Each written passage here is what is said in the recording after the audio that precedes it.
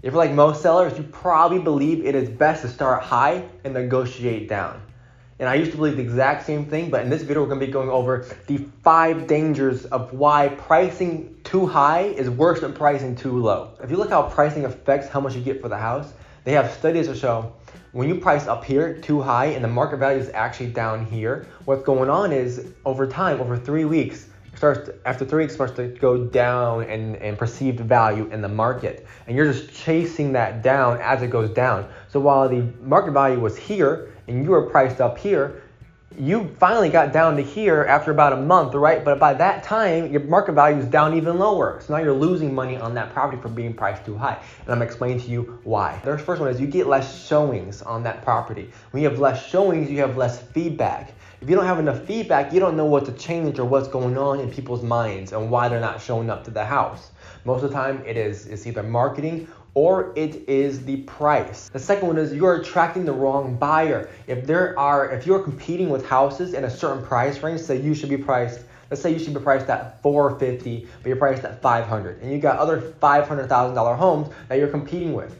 Now this person is looking for $500,000 homes. This one might be bigger. This one might have a pool. Some might have a screened porch or whatever it is, lanai, whatever. They have that, and they're comparing it to your house, what should be priced at $450. So you're not actually getting the proper buyer for your house. The proper buyer for your house is looking at $450,000 to $400,000 homes. You're up over here at $500,000, so you're missing out on them. The next one is you're helping the competition out. You're making the competition look better. If they look at your house that's overpriced and look at the next house over that's the same price but has more features or is better, they're liking that house better and yours less. So you just help them. You're just like, oh, this is what's available. Obvious choices over there.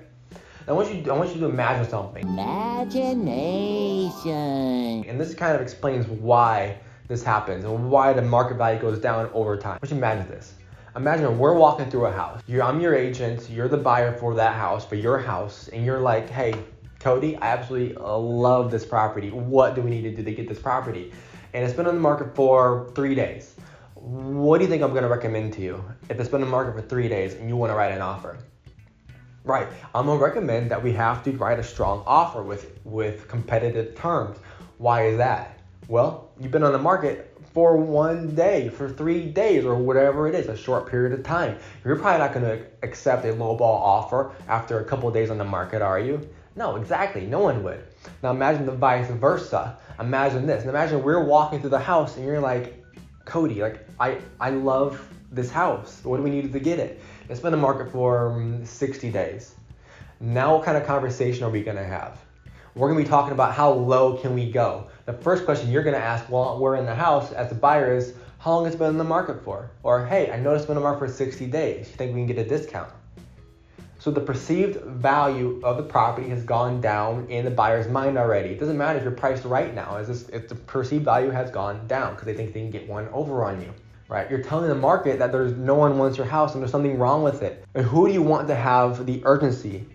You or the buyer? You want the buyer to have the urgency, obviously. That's why the property loses value the longer it stays on the market, and it stays on the market longer because you're probably overpriced. Now, if you don't want to overprice your home and fall into that danger zone and lose tens of thousands of dollars on your actual value of your home because you only get one shot to sell it, click this video where I go over exactly how to do a proper analysis to properly price your home.